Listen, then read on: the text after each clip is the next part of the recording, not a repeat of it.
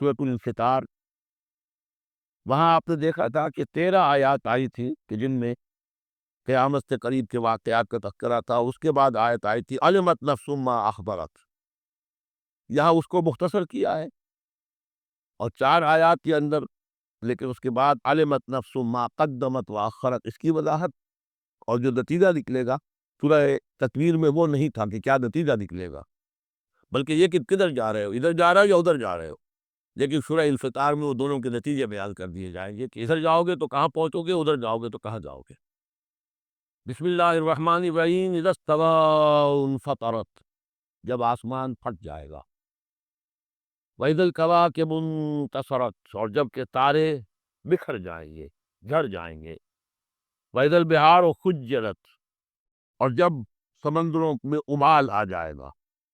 وَإِذَا الْقُبُورُ بُعْثِرَتْ، اور جب قبریں تلپٹ کر دی جائیں گی.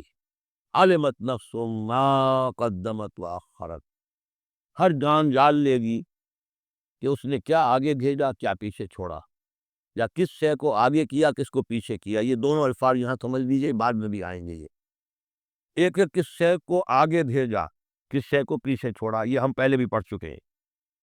ایک یہ ہے کہ دنیا میں انسان کا ہر طرز عمل جو ہے وہ 2 چیزوں کے درمیان طے کرتا ہے کہ اس میں سے کس کو میں پرائرٹی نمبر 1 دوں، کس کو پرائرٹی نمبر 2 دوں. جس کو پرائرٹی نمبر 1 دی ہے، ترجیح نمبر 1، وہ ہے جس کو اس نے آگے کیا. جو ترجیح 2 میں رکھا وہ ہے جو پیچھے کیا.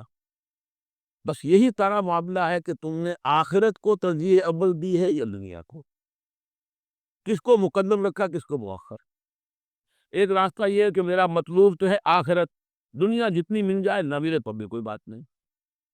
ایک یہ ہے طرز عمل کہ میرا اصل مقصود ہے دنیا، آخرت کچھ مل جائے تو بونس ہے، کسی کی سفارش سے مل جائے، کسی کے اور ہیرے بہانے سے مل جائے، لیکن مقصود میرا دنیا ہے.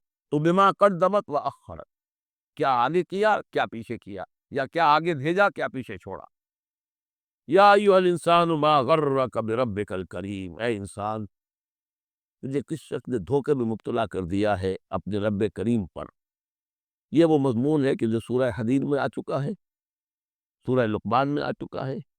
ولا یغرنکم باللہ الغرور، کہ یہ جو شیطان ہے یہ وسوسہ بھی پڑھاتا ہے. اس کی جو چالیں ہیں ہر ایک کے لیے جیسی نہیں. کسی کو یہ ہے کہ کسی فرض سے روکنے کے لیے نفل میں لگا دے گا، تم نفل کاموں میں لگے رہو، کوئی اونچی عبادت ہے تقرب اللہ آخر ہو جائے گا، فرائض سے کنارہ کشی ہو جائے گی. کہاں یہ اقامت دین اور کہاں یہ فرائض دینی چھوڑو. آپ تو بس ذکر کیا کرو اور تہجد پڑھا کرو، رات کو جاگا کرو، بس یہ ہے اصل میں کی. تو فرض سے غافل کر کے اگر نوافل میں لگایا بیڑا غرق کر دیا.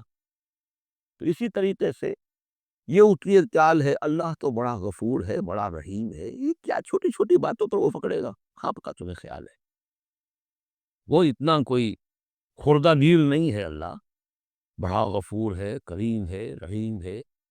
اب اس سے وہ جری کرتا تھا کہ جرت بڑھتی جا رہی ہے اسی پر کہ اللہ کی شان غفاری پر دھوکہ کھا رہا ہے. یا ایھا الانسان ما غرک بربک الکریم، کس چیز نے تجھے دھوکے میں ڈال دیا ہے اپنے رب کریم کے بارے میں. الذی خلقک فسواک فعدلک، جس نے تمہیں تخلیق کیا، پھر تمہارا تسویہ کیا، پھر تمہارے اندر اعتدال پیدا کیا، برابر کیا. عدلک، تمہارے قواعد جسمانی، قواعد نفسیاتی، ان سب میں ایک اعتدال پیدا کیا ہے.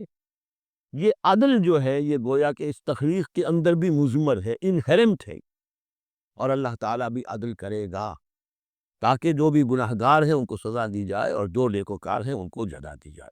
یہ اس کا تقاضا ہے. لیکن تم در حقیقت اس کی شان غفاری کو ایمفیسائز کر کے اس پر زیادہ اس پر زور ڈال کر تم انکار کر رہے ہو. فی ای صورت ما شاء رکبک، پھر جس شکل میں اس نے چاہا ہے تمہیں ترکیب دے دیا، جوڑ دے دیا. کلا بل تکذبون بالدین، تم جزا و سزا کا انکار کر رہے ہو. در حقیقت اللہ کی شان غفاری کے قصیدے نہیں پڑھ رہے ہو، بلکہ یہ شان غفاری کے قصیدے پڑھنے کا مطلب کیا ہے کہ تم در حقیقت جزا و سزا کا انکار کرنا چاہتے ہو. اس یہاں سے کبھی ہم نے کنارہ نہ کیا، لیکن تیری رحمت میں گوارا نہ کیا. ہم نے کو جہنم کی بہت کی تدبیر، اس کے بعد آتا ہے لیکن تیری رحمت نے گوارا نہ کیا. اس یہاں سے کبھی ہم نے کنارہ نہ کیا، پر تو نے بالآزردہ ہمارا نہ کیا، ہم نے تو جہنم کی بہت کی تدبیر لیکن تیری رحمت نے گوارا نہ کیا۔ یہ بالکل وہی فلسفہ ہے، جہنم کی تدبیر کر رہے ہو تو اس کی عدل کا تقاضا ہے کہ جہنم میں پہنچائے کوئی، یہ دھوکہ دے رہے ہو اپنے آپ کو کہ جزا و سزا اس کی علی کا انکار کر رہے ہو۔ یہ ہے اصل میں صورتحال کی جو کو سمجھ دینے کی ضرورت ہے کہ اس نے تمہیں بنایا، اس کا تسویہ کیا، اس میں عدل پیدا کیا، توازن پیدا کیا، پھر تمہیں جس طرح چاہا جوڑ دیا، کسی کی ناک بڑی بنا دی، کسی کی آنکھیں بڑی بڑی بنا دی، جو چاہا اس نے کیا۔ آپ نے اپنے فیچرز خود تو چوز نہیں کیے ہیں کہ اپنی مرضی کے مطابق بنا دیے گئے ہیں، آپ کی مرضی کے مطابق۔ ہاں، حضرت حسان ابن ثابت نے کہا ہے حضور کے بارے میں کہ کأنک خلقت کما تشاء، اے نبی ایسے معلوم ہوتا ہے کہ آپ کو تو پیدا کیا گیا جیسا کہ آپ نے چاہا۔ آپ کا حسن جو ہے وہ اپنی جگہ پر ایک شے تھی، وہ ایک اعجازی صورت ہے۔ ظاہر بات ہے انسانوں کو جو بھی ملتا ہے وہ تو اپنا کہ ان کا چوائس کوئی نہیں، فی ای صورت ما شاء رکبت، مختلف اجزاء کو جس صورت میں چاہ جوڑ دیا۔ کلا بل تکذبون بالدین، اصل بات کیا ہے کہ تم جزا و سزا کا اور عدل کا انکار کر رہے ہو۔ وَإِنَّ عَلَيْكُمْ لَحَافِظِينَ، جبکہ ہم نے تمہارے اوپر محافظ فرشتے بھیجے ہوئے ہیں۔ یہ تو پھر سب ایکسرسائز ان فیوٹیلٹی ہوئی، کائے کو ہم نے فرشتے بھیجے، خام خواہ تو دو دو سنتری تمہارے ساتھ ہم نے بٹھا رکھے کائے کے لیے؟ اگر جزا نہیں، سزا نہیں، پکڑ نہیں، محاسبہ نہیں، کچھ نہیں تو یہ کیا ہے؟ ہم نے کاہے پر بھی کیا؟ وَإِنَّ عَلَيْكُمْ لَحَافِظِينَ كِرَامًا كَاتِبِينَ، وہ بڑے باعزت فرشتے جو لکھ رہے ہیں، یعلمون ما تفعلون، جو جانتے ہیں جو کچھ تم کر رہے ہو۔ یہ چیز اللہ نے پھر کاہے کے لیے کی؟ یہ سب جیسا کہ میں نے کہا ایکسرسائز ان فیوٹیلٹی ہے، یہ تو عبث ہے، کار عبث، اور اللہ تعالیٰ کوئی کار عبث بیکار نہیں کرتا۔ تو نتائج نکلیں گے۔ نتائج کیا ہے؟ ان الابرار لفی نعیم، نیکوکار اللہ کے وفادار بندے وہ ہوں گے نعمتوں میں، وَإِنَّ الْفُجَّارَ لَفِي جَحِيمٍ، اور جو فاسق و فاجر ہوں گے، جو کہ اپنی نفس کی شہوات و خواہشات کے بندے بندے ہوں گے، لفی جہیم، وہ جہنم میں ہوں گے۔ یصلونھا یوم الدین، داخل ہوں گے اس میں یوم الدین کو، جزا و سزا کے فیصلے کا دن۔ وما ہم عنہا بغائبین، پھر وہ وہاں سے کہیں جا نہیں سکیں گے، غائب نہیں ہو سکیں گے، وہاں سے نکلنے کا کوئی سوال نہیں، وہاں سے بھاگ جانے کی کوئی جگہ نہیں۔